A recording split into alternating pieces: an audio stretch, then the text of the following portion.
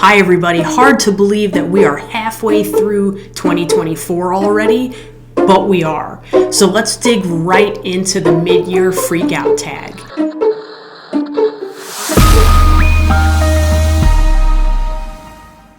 As you know, I'm Amanda and this is Spineless Books, your one-stop shop for all things audiobook.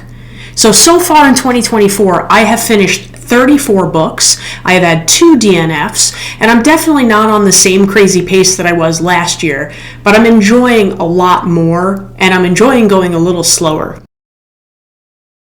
Jumping right in, I think the first question is actually the hardest. What's my best book so far of 2024? I've only given out 5 stars to 3 books so far this year. Finding Me by Viola Davis, Tress of the Emerald Sea by Brandon Sanderson, and The Dictionary of Obscure Sorrows by John Koenig.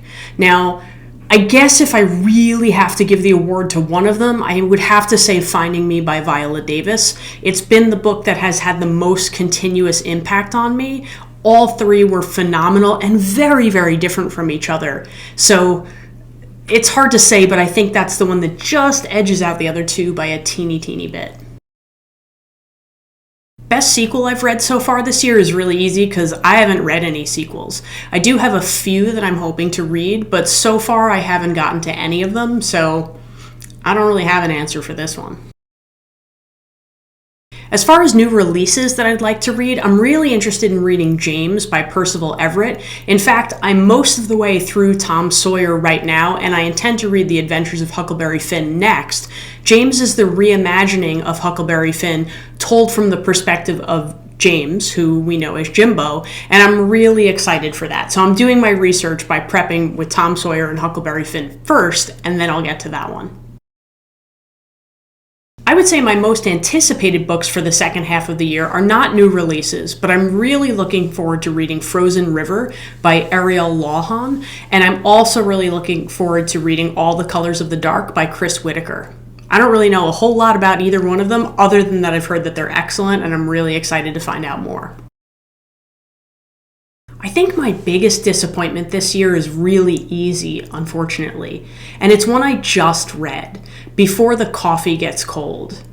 I had such high hopes for this book. I was so excited. I've heard such wonderful things, and it's all over the place.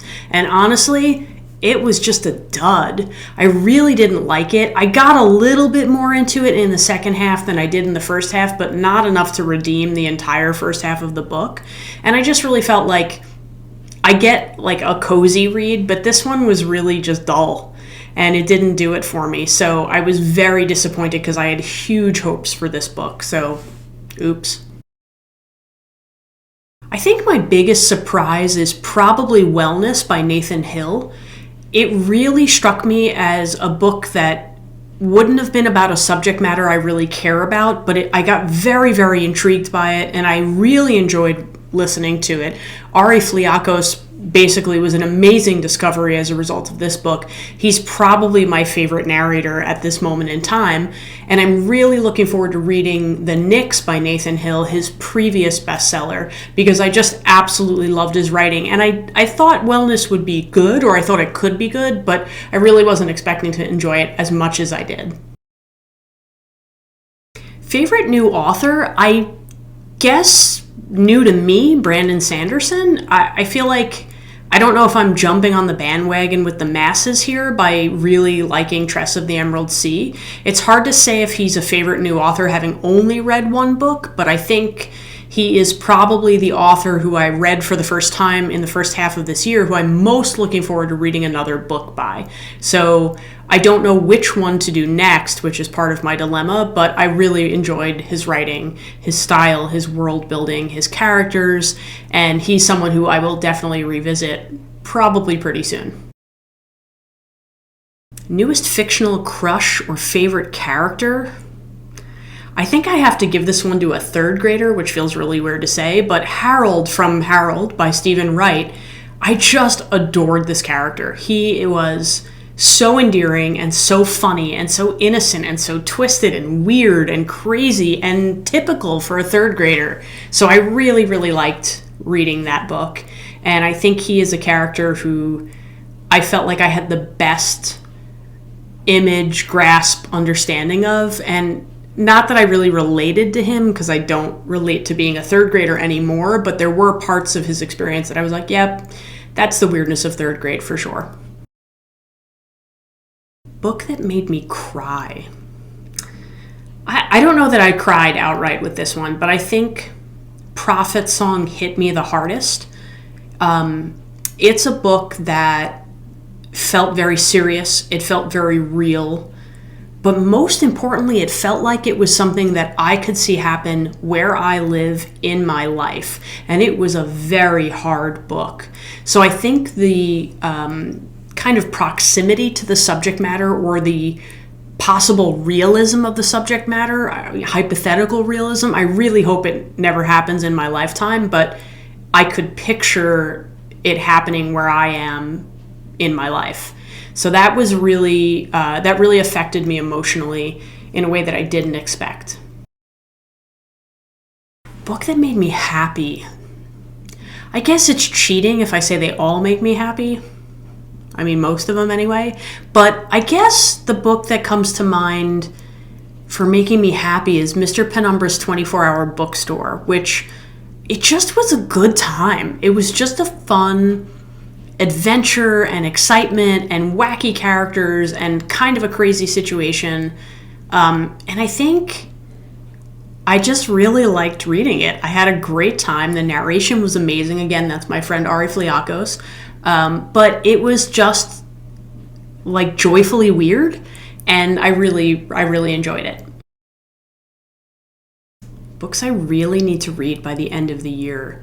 I don't know that I feel like I need to read anything other than the books for my book clubs. I tend to go more based on what I'm feeling at the time. So for example, I'll put a lot of things on hold at the library, and sometimes something will pop up and it'll keep popping up, and I'll keep telling them I'm not really ready.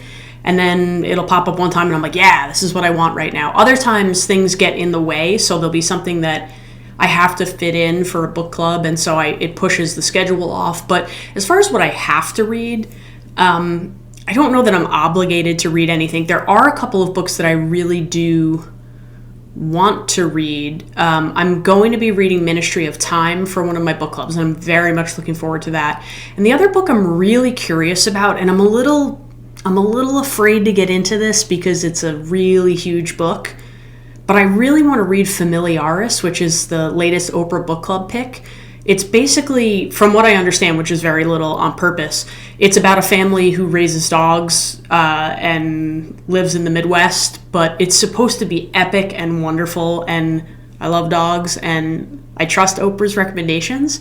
So that's something that I've seen pop up a few times and I'd really like to investigate. So what was your best book so far of 2024? It's hard to believe we're halfway through already, but have you read something that I haven't mentioned that you think I would like or you think I should read? Let me know in the comments. I'm always open to suggestions, and as you heard before, my queue can get totally thrown off by something new. So it's not odd that I'll interrupt my plans with something else. So I really look forward to hearing what you have to say. Please don't forget to like and subscribe. Your support means everything, and I really appreciate you following my channel. Thank you so much, and I'll see you next time. Happy July? Happy July. Wow, happy July.